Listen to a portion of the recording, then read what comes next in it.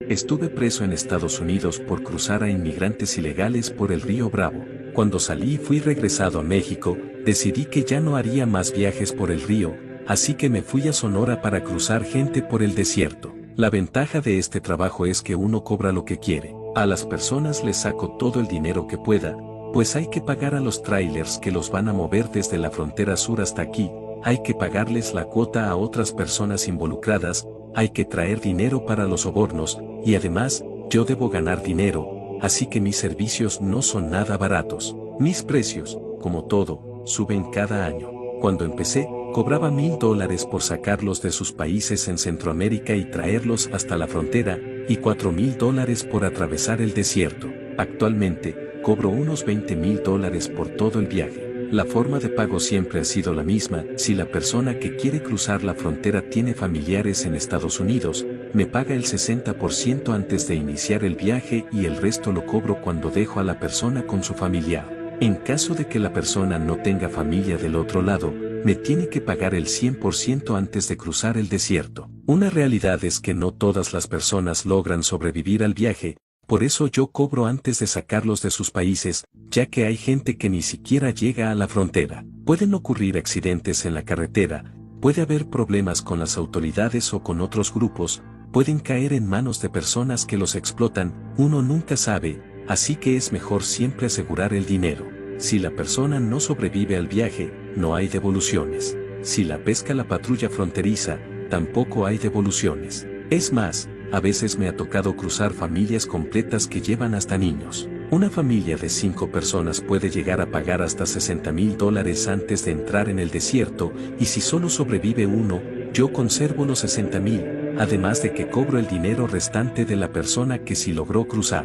Como dije, el pago es por persona, aunque vayan en grupo. En fin, en el desierto de Arizona existe una zona con menor presencia de la patrulla fronteriza. Esto se debe a que es una zona bastante peligrosa de atravesar, pues allí habita un nahual, o como le dicen los gringos, un skinwalker. Yo cruzo por esa ruta cuando no queda de otra. Esto que voy a relatar ocurrió en 2015. Iba a cruzar a 11 hombres, 3 mujeres y 2 niños que iban solos, sus padres ya estaban en Estados Unidos. Hay que llevar gorras para el sol, tunas, latas de salchichas y toda el agua que puedas cargar. También llevamos un montón de bolsas negras, de esas para basura, con las que armamos casas de campaña para descansar. Cruzar el desierto a pie es muy complicado.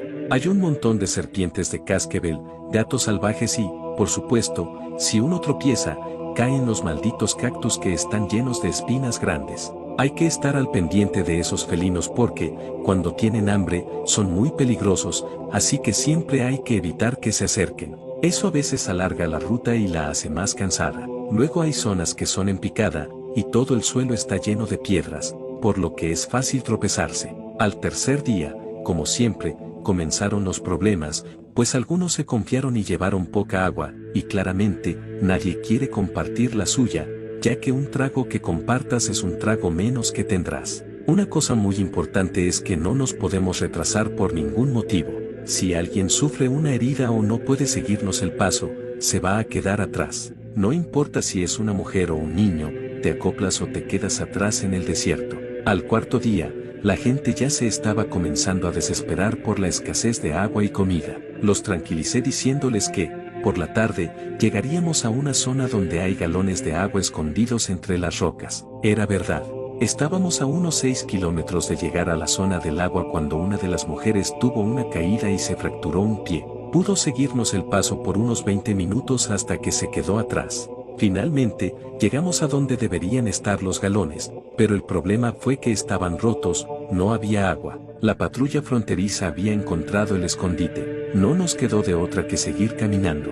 Para colmo, más adelante nos detectó la patrulla fronteriza, y la única manera de escapar era entrando a la zona del nahual. Así que comenzamos a correr a todo lo que daba. Claramente, los niños se quedaron atrás. Todos corrieron con desesperación, pues sabían que si los atrapaban, no solo perderían el dinero que ya me habían pagado, sino que además terminarían varios meses en prisión. Lo conseguimos, nos libramos de los oficiales. Ahora solo nos quedaba sobrevivir en aquella zona, que tomaría un día entero.